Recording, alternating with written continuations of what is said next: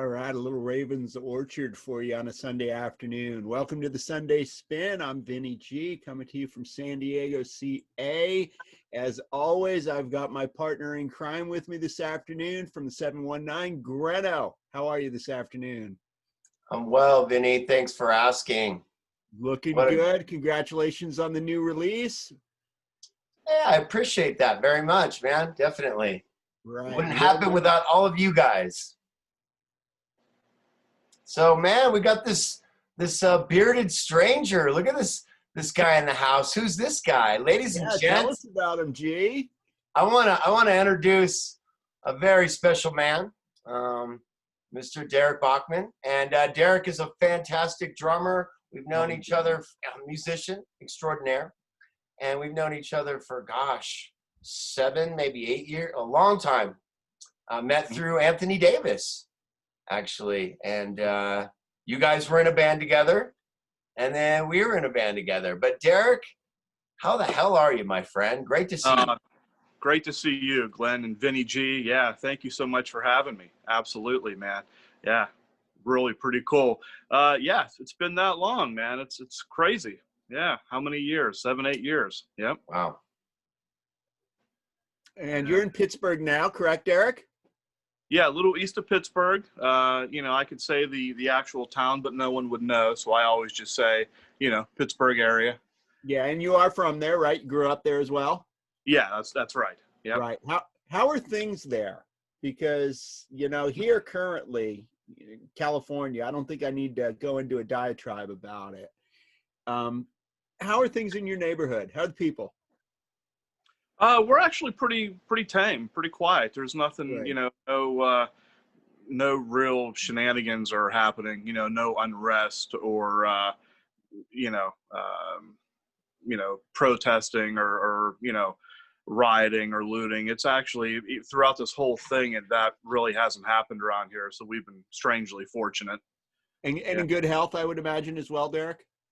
Yeah. Good. Yeah, Great. yeah. Your neighborhood's important. I'm sure you'd agree with me, your friends and neighbors there. They're part of your story. So absolutely. That's great to hear. It really is. Yeah, So, definitely strangely fortunate.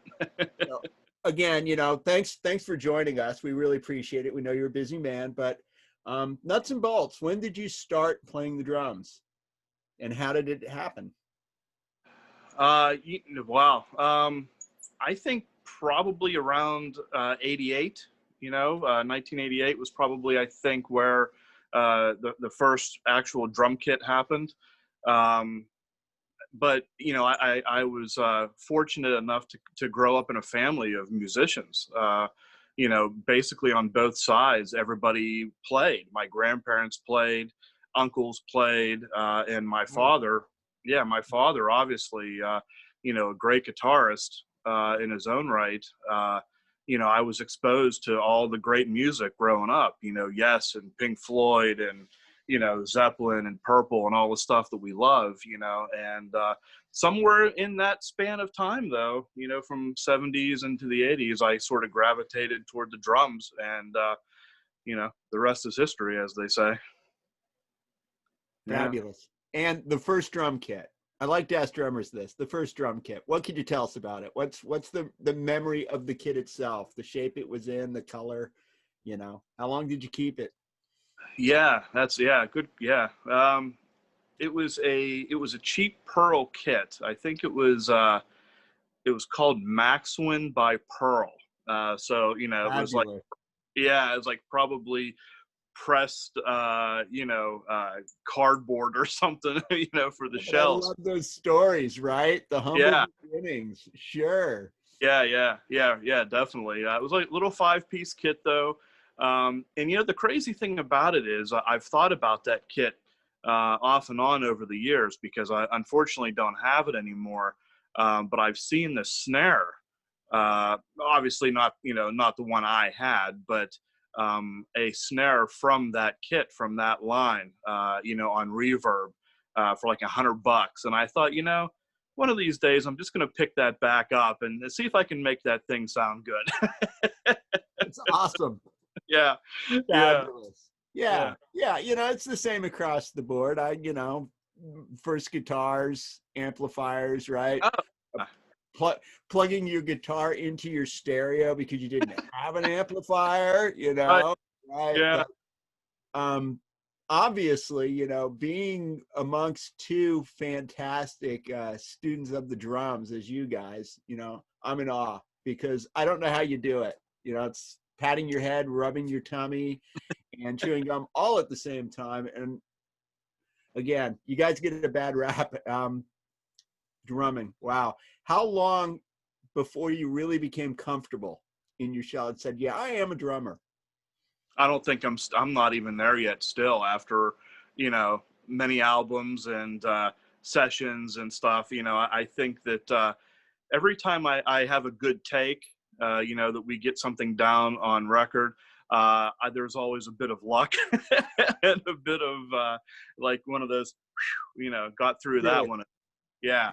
Yeah. So I don't know, man. I think it's a lifelong pursuit. I don't know that I'll ever get on top of it. I think that, we just keep trying to do the best we can, keep learning and moving forward. Yeah. Wow, what a great answer, Derek. It's a great answer. It's true. Yeah, someday I'm going to learn that fourth chord, man. I'm going to be all set, right? Right. That's right. Yeah. Yep. In fact, I just came across, I was looking in my vinyl collection. I saw the Moody Blues album sitting there. I think it was called something like that, In Search of the Fourth Chord or something like that. Lost chord, right? Chord, that's what, never going to find it. Never going to find it. Yeah. Oh my. Yeah. Quite the journey, man. Quite the journey. Hey, Derek. So yes, sir. We did some work together in Raven's Orchard. We played a tune. One of the things I wanted to point out, and I know it's something that Vinny appreciates about your musicianship as well, is that you were very involved with the writing process. It's, some drummers, I'm a drummer too, and, I'm a songwriter though. Mm-hmm. Now I think over a drummer. I mean, I'm going to admit that right here to you both. Again, I love drumming and all that, but songwriting has kind of taken a front seat for me. Talk about your process and how you do contribute as a drummer to the songwriting process, to the arranging process, all of that. You have a hand in all of that, and it makes you a very valuable commodity amongst drummers because, a lot of folks don't have those qualifications. And talk about how you've built that up over time. Oh, that's a good question, man. Yeah. I think that probably, and really it is very minuscule, I think, what I bring to that process. But, it feels like it sometimes. I think probably my biggest thing is my ear for stuff. Like I know what makes a good riff and, and what maybe doesn't or what works together. I may not know the chords or the notes per se, but I think I know what makes, how to construct something and make it sound good. Yeah. It's far more important anyway. Yeah, maybe. Yeah. Good point, Benny. It's far more important. You don't need to know what the chord's named if you can play it, Right. Yeah. Absolutely. Yeah. It's about that ear and saying, yeah, this is something I'd listen to, or this sounds good, or something doesn't sound right. Something needs some tweaking. And yes, from my limited time playing with you, you do have a very good ear, and it makes you a fantastic drummer and rock solid to play with too, I might add. So thanks, Benny. For the opportunity I had. Yeah, man, I loved it. Yeah, I appreciate that. Yeah, I think that's really it, though. I've loved to write lyrics. A lot of the times I kind of stumble, with like trying to fit too many things in and or trying to convey too many ideas and instead of just letting things flow naturally, so I'm constantly working on that, as far as actual writing, the words or whatever. But yeah, certainly, Glenn, when you and I were, had those Wednesday writing sessions, I think we called them. Yeah. I mean, that was some of the most creative, I think, times I've had, with finding somebody that was sort of on this, just the same page, like we were we were clicking, man. Like we talked about it, and then we went down to that, you know, to the basement studio and started knocking shit out, you know. And that was, I'm telling you, man, that, you know, for a long time, and still, man, I look back very fondly at that, because I thought we were pretty close to hitting on all cylinders there, you know. Absolutely, Derek. You're a joy to play with, man. And like I said, your work ethic that you bring into it, like, yeah, Wednesday, you know, Vinny knows too. It's like we bring our, you know, we get our tool belt on, we go to work, you know, and we work hard, you know. It's like, and that's always the cliche in rock and roll is the opposite, you know. And we've known people that have totally wing it and like are great, like, damn, you guys never even practiced and you sound great. You know, there's people that can pull it off, but yeah, we're the blue collar guys. You know, we're the ones that you know, show up with the work pail and work hard and try and get the right tracks. And so I really appreciate your ethic, and everything that you do with music, Derek, is fantastic. And thanks, bud. Let's start with the attitude as well, because he was a lot of fun to play with too. He really was, you know. So didn't take things too seriously, and really, again, blue collar, certainly, just like us, but a lot of fun at the same time. Mm-hmm. I don't want that to be lost on the conversation either. You were a lot of fun. That's a great point, Vinny. And like, we got to let people know, and I want both of your impressions. I'm going to not say anything about a group that we were all in. And I think it's the first time that we've really had someone on, that, Vinny, that we've been doing music with and live performance in the last, you know, 3, 4, 5 years. So I want to get you guys' impressions of working together, like all of us in the Neverness hoax. So it was what, 2016, I think?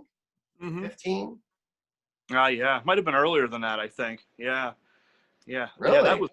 Yeah, I think so. I think I came back to this area in late 2014. So. Oh, okay. Yeah. So my memory's terrible. Yeah, well, believe me, mine's not much better. No, but yeah, that project I thought was a really solid thing there. You know, like with Brian. Man, you know, Brian and I clicked, I thought, as a rhythm section really pretty quick, man. I remember being in your studio there and looking over at him, and I kind of had that nod, like, there's something happening here. Yes, Brian Elio from the Mob Individual just put out an ambient album this week on Bandcamp. Yeah, we love you. Thanks for letting, because, you know, Brian is a guitar player and you guys were the rhythm section in that group. I was kind of all over the place. And then Vinny held it down solid with the rhythm guitar and singing. Pretty much frontman. Vinny and I were the, you know, Dean Martin and Oh, no. You stole the show. You were fantastic. And the thing I recall is being a little nervous because I had never played with a drummer aside from Greno. Wasn't sure if the sound was going to be lost. I got to be honest, you know, Derek, you brought something to the performance. And my only other impression is kind of comedic, because I got off the plane from, oh gosh, I think that was Oklahoma, and got down to the basement, the studio, and there's 6 people in there, or 5 people in there. In this little room right here. Right. Yeah, in this little room, which I'd never seen before, no more than 3. And I go to plug in, and the amplifier, I swear to God, was like that big, and it had a 9-volt battery. It was great, and I wouldn't change a thing about it. It was so much fun. Mm-hmm. So, yeah, those are my impressions. What a great timepiece. Yeah. I'm glad we got pictures from that too, because, you know, that's and I think you just posted, Vinny. I think you shared that photo. Was that you that did that? Did. Yeah. There's video there's too, videos guys. out there too, actually. I know. There's video on the Technicolor Dreams right here on our YouTube channel. Did you say there's video of it? Yeah, there's like 5 or 6 songs, brother. Oh, okay, cool. You got your Plum Lucky, you got your Stair Step to Abandon, you got Truck 99. You look fabulous, by the way, Derek. You look outstanding. Don't worry about it. Oh, Derek, yeah. Yeah, awesome, man. Thank you. Yeah. You know what? I came across the set list It was in Wow.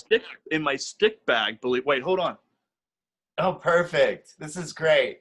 Wow, a little history, huh? Wait, yeah, look.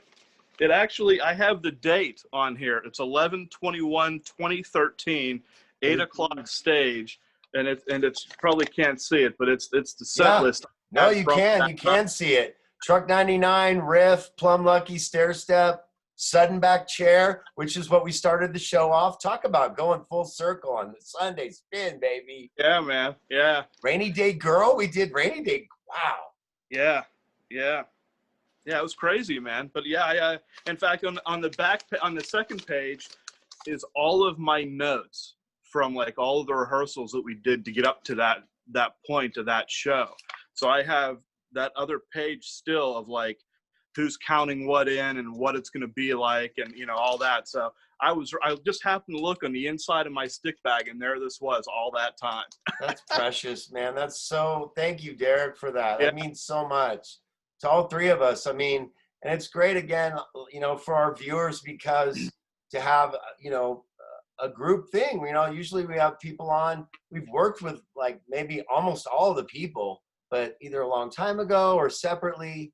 It's funny, Vinny had a band with my best friend Rob Fez record that we had on long before I even, is even jamming with Vinny. So it's full circle with everything, Derek. And but so before we come, I know you're doing a lot of music now, but Vinny, let's take a look, because we got this CD right here. It's The Knobs. Love the Knobs. Yeah. Yes. Right? Lonely Yep. at the Bottom. And this, you and your dad Rick are on this. Your dad is a fantastic guitar player. Mm-hmm. Thank you. And yeah, and look, and that's actually the boys. Look, there they are. Look at a young Derek. Yeah. That's Pop, right? Yeah, it is Dad. Yeah. Oh, That's great. Shout out to your dad too. Wonderful Thank you. man. I appreciate it, man. Thanks. Yeah, he's a hell of a guy, man. He's the backbone and the inspiration for a lot of the stuff that we do. So, for all the projects that we've had in the studio and stuff, it's been really pretty cool to do that with him.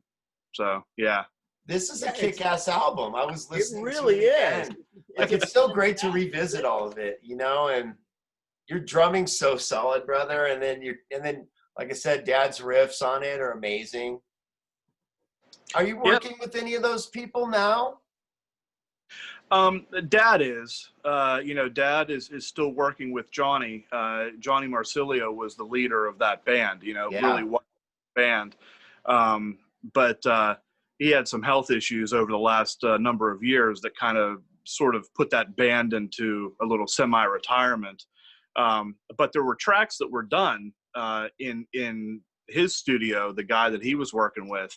And so between that guy and my dad, and the one bass player, they're still sort of piecing that together. But I don't have anything going on with them.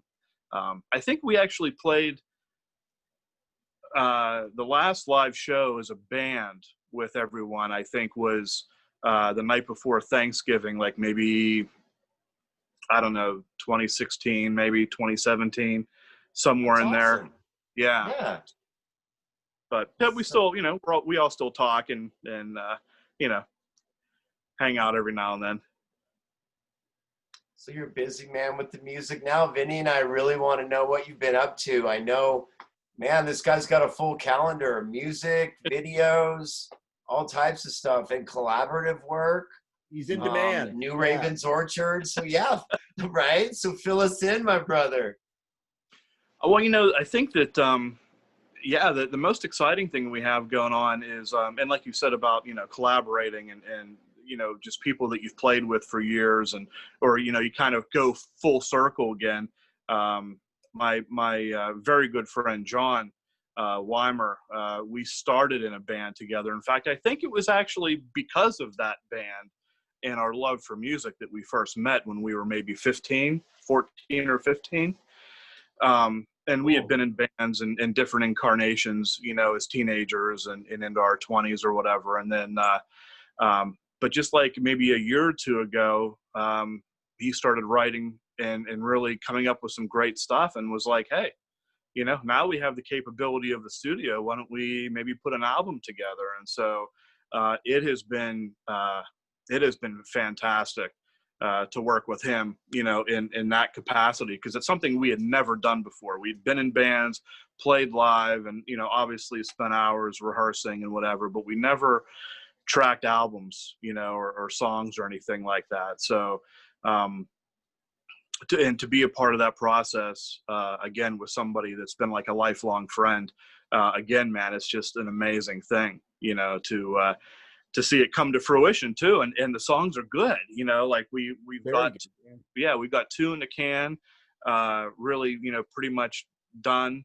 And then we have a 3rd one that we just started kind of putting the framework together. In fact, we did it yesterday. We had a session and, just laid down a good demo, enough for him to take it back and start doing words, and we sent it to Dave, our bass player, to maybe have him start coming up with his bass ideas.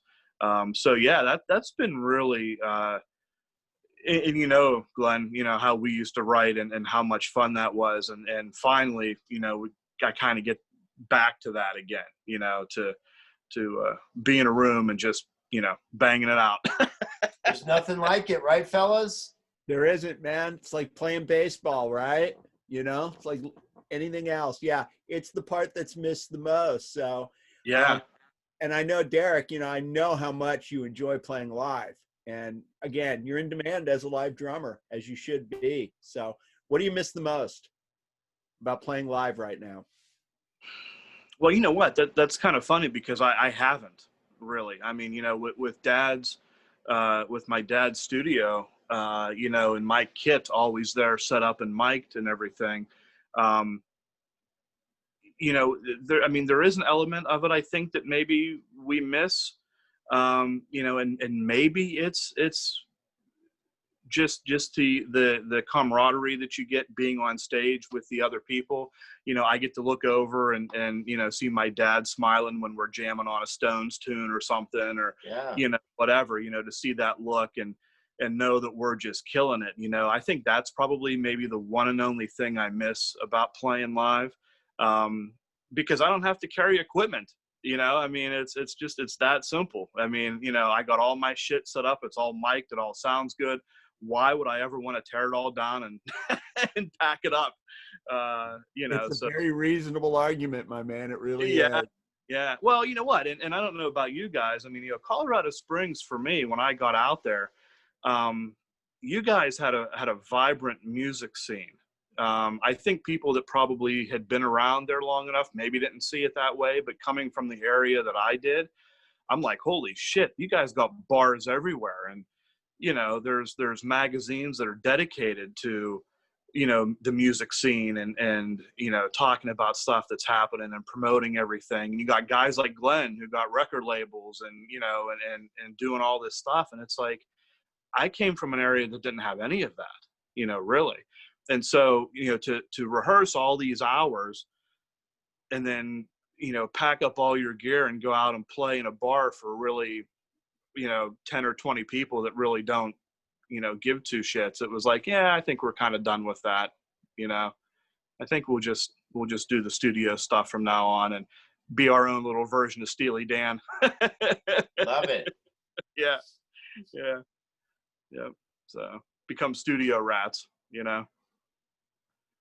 Well, you're good at that craft. You're, excellent in the studio and always focused, and just, you're a joy to work with, my brother. And I do miss it. And I know Vinny does too. Yeah, he's a professional. We're going to have to, in 2021, it's going to be the year of reunions and all that. So let's figure out where we're all, we know we're doing the Raven's Orchard. Talk a little bit about this track that we just cut for people. Dude, I'm telling you what, man, that was a trip, man. I love that. That was to get that track from you and to have it grow the way that it did. And, yeah. Man. Piece by piece and layering the stuff that we did, and Yeah, man, that was such a kick in the ass, man. It was so enjoyable. I love that. I'm really looking forward to doing another one like that. You know, I mean, I know you got riffs just coming out of the top of your head, so you know, I'm pretty sure it'll happen at some point. But yeah, that song that we did though, man, that was like it was like no time had passed. You had the ability to summon up what that feeling was that we had, you know, back then, you know, in 2013 or you know, whatever that was. Yeah. You know, and so the riff was amazing. You know, what you had put down was great. And then just, you know, I mean, we worked on it for how long, you know, and then sent it back and forth. And, you know, yeah, to hear it now from And where it started. your dad's on it. I mean, it's such a Yeah. Vinny, this track we did is just basically a click with me doing distorted bass. That's all I sent. And when I got back, I mean, first Derek did, you know, worked painstakingly hard to get a good drum track. You know, like he even sent me a couple versions, and I'm like, brother, you're killing it. And he revised his parts as he always does.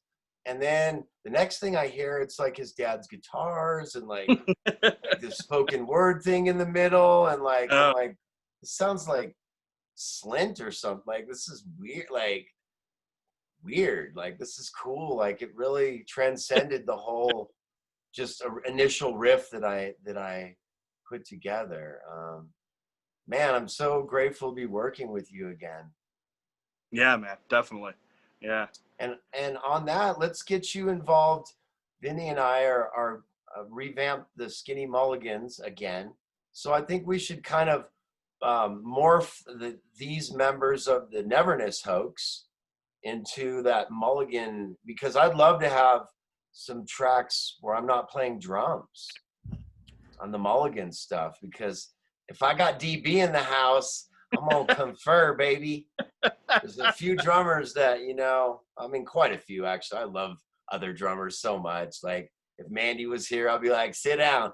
And that's why I like playing other instruments. You know what I mean, guys? Because then I can play with all these great drummers like Derek. The beauty of the Mulligans is that you have that inner core, but you have the rotating bass around it. And it allows the freedom to say, hey, this sounds like the kind of track that we want DB to play on. And I think that can't get lost in what we're trying to do as you know, not only a record label, but as a band, is trying to get the right roles for the right players. It's and totally New York, DB Woodstock, 1969. Yeah, it's the Pink House, baby. Like exactly. You know, we're making songs. Cripple right? baby. Yep. I'd love to, man. That sounds great. Yeah, count me in. Whatever I can do. Yeah. So just to let people know, been tuning into the Sunday Spin with Mr. Derek Baughman. I got my sidekick and always bringing the positive vibes, Mr. Vinny G. And Derek, we're on a roll. We can wrap it up, but before we do, I think Vinny and I really would like to know about maybe some of the records that maybe changed your life. Absolutely. And you guys start with that, and I'm going to get myself a beverage, so I'll be right with you. Yeah, you had mentioned, yes, I do recall, but and some of the rock bands from that era. I want to focus on the most inspirational drummers for you. Mm-hmm. You know, the drummers themselves. Could be a jazz drummer. You know, my favorite drummer, aside from you two, but you know, out there in the other world, so to speak, is Dino Danelli. Mm-hmm. That I'll tell you, fantastic drummer, East Coast vibe, New Jersey guy. Yeah. But Dino, who does it for you? Who's your man? Well, you know, I mean, I think for the last number of years, probably since 2005, maybe, when I first heard the band Porcupine Tree, Gavin Harrison has been just my guy, man. He has been, if there's another drummer that's more complete, I don't know who that would be. You know, the guy can play anything, and the crazy thing is that he plays all this amazing shit on the records, right?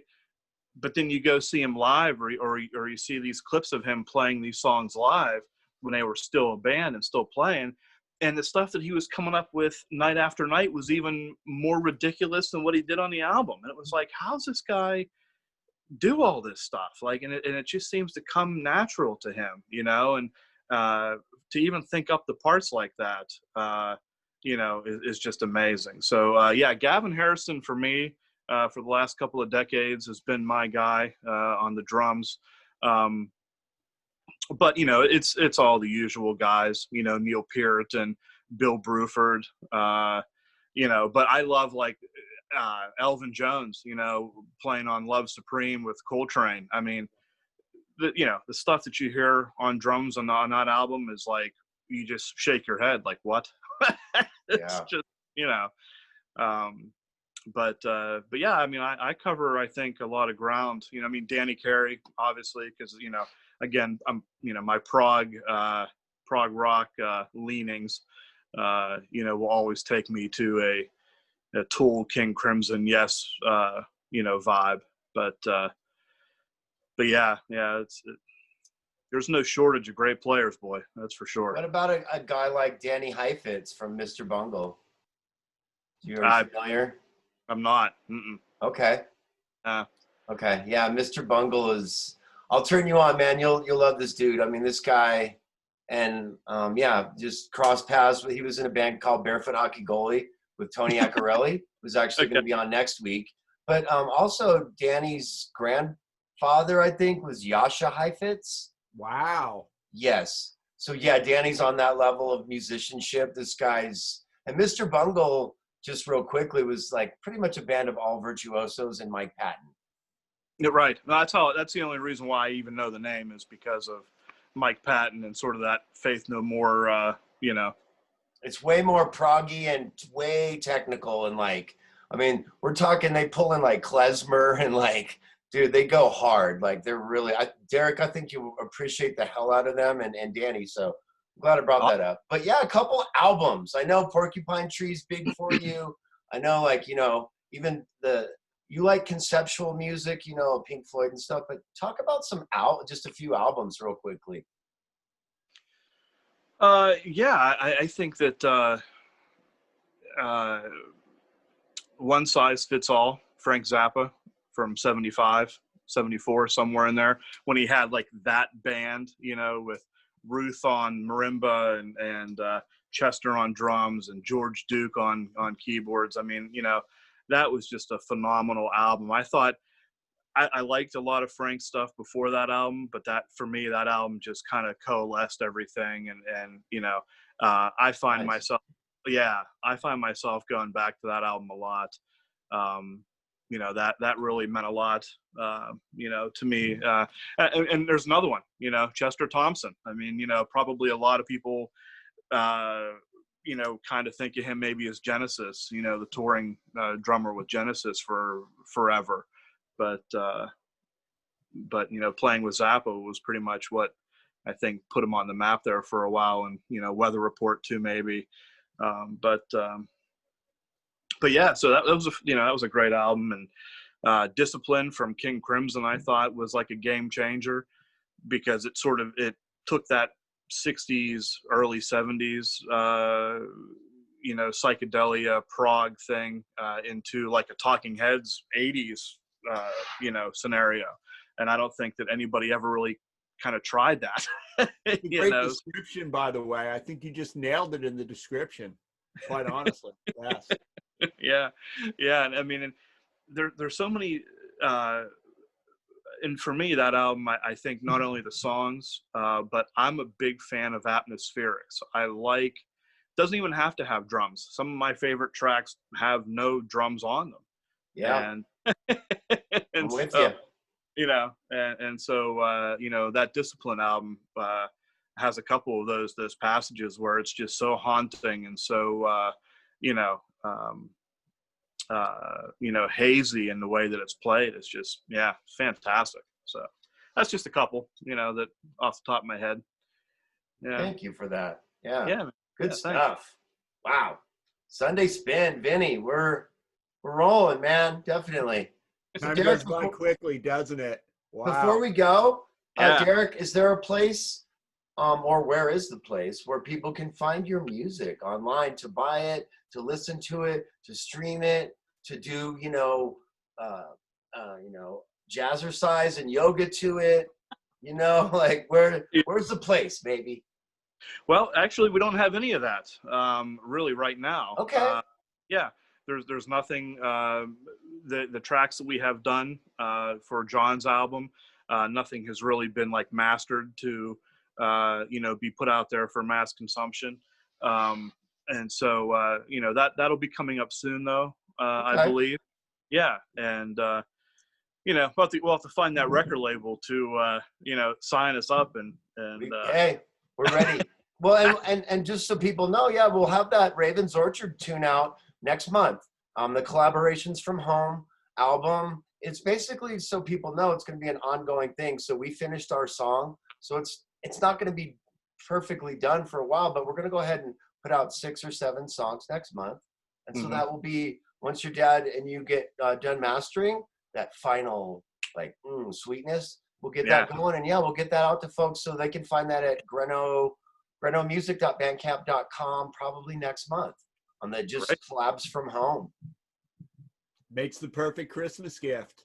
I'm telling you, man, it's the gift that keeps on giving. So, Derek, any shout outs or any love that you want to give to your brethren out there? I think they all know who they are, right? I mean, there's just so many, right? I mean, it's classic Derek. Yeah. Well, you start naming people and then you forget one or two, and so then always. So, but I think that we've, probably talked about them in some way, over the last half hour or so. Again, I've just been strangely fortunate to work with great musicians, yourself, Vinny G. I can't believe how lucky I was to go back out to Colorado Springs and meet up with you guys. That was just somehow the universe saying, here you go, buddy, Likewise, my brother. Yeah. Well, again, thank you so much. You guys been tuning into the Sunday Spin. We want to just thank our viewers briefly. You guys make the show. We love doing this every week. We actually had a first time last week we weren't able to do it, and it broke our hearts. But we've been on a roll, and so we did a doubleheader today. And we'll be back again next week with Mr. Tony Accarelli and his sons. They actually have a band now I think they're called the Eddies. So we might have our first live performance on Sunday Spin. I want to thank all of our guests, all of our people from other shows, collaborators, all the wonderful people at What's Left Records and Grooves Records, Colorado Springs and San Francisco collectively, Anonymous Pacific Records, Anonymous Collective Records, Stables Media, Mr. Tony Russo, Freedom to Rock Granted. I could go on and on because there's so many wonderful people that make this show happen. And tonight, Derek, it was you. So thank you so much. And, thank you. And we'll be back in touch. Let's get those Wednesday writing sessions back on gear, huh? I love that. Absolutely, my friend. Yeah. And we're going to end the show. Vinny, you want to say any final things, you beautiful man? I love that green background, by the way. Yeah, cool, isn't it? Thank you. Yeah, it's good to be back in the 6-4. Now, Derek, it was great catching up with you. Can't wait to work with you again, You too, Vinny. Keep the faith, stay healthy. Greta, again, congratulations. We'll menopause, right? Yeah. Buddy. Vinny, thank you so much. Let's just, before we go, if you guys made it to the end of the show, if you, what we want to do, you want to add Technicolor Dreams to your YouTube and put some comment from tonight, and we'll send you a download for the CD of the new Woman of Pause, okay? So we'll do that for like 5 people if we can get some stuff generated. So let's get the word spread out about Sunday Spin and what Derek's doing, Skinny Mulligans. We love you guys. We want you to be safe, be happy, be positive. Things are getting really crazy out there right now, crazier than we thought. So let's just keep being positive. Let's create music. Let's make all kinds of art. Most importantly, let's be sexy. So here's Sex Pot from Raven's Orchard. And you've been watching the Sunday Spin. We'll see you next time, you guys.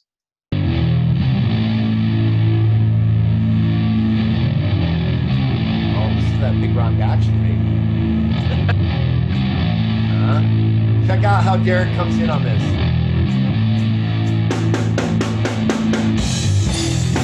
Oh, yeah.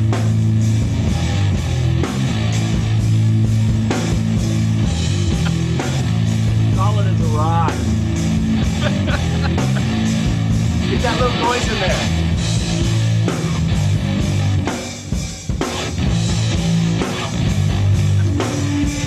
She has awakened. Wow. She knows the way now. She will lead you. She can break you in two. She holds the key. Holds the key. She understands the sea. Understand? She lets her hair There we down.